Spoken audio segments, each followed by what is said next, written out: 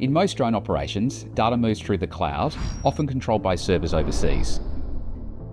This raises the question, what if your customers needed every piece of data to stay within your own secure network? The new on-premise all-in-one is built for security in mind and for you to have the complete control of your data, combining software and hardware in one compact unit, deployable almost anywhere.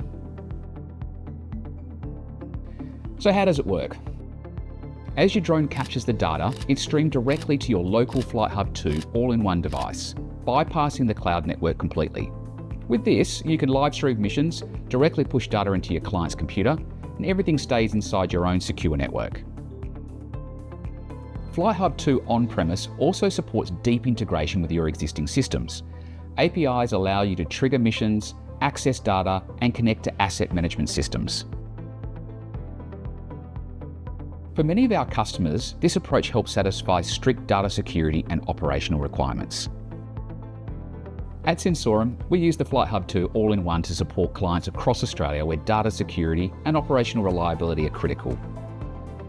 From utilities, oil and gas, to large mining projects, our deployments ensure mission data is stored, processed and accessed entirely within each customer's own network environment, meeting the highest standards of compliance and confidence.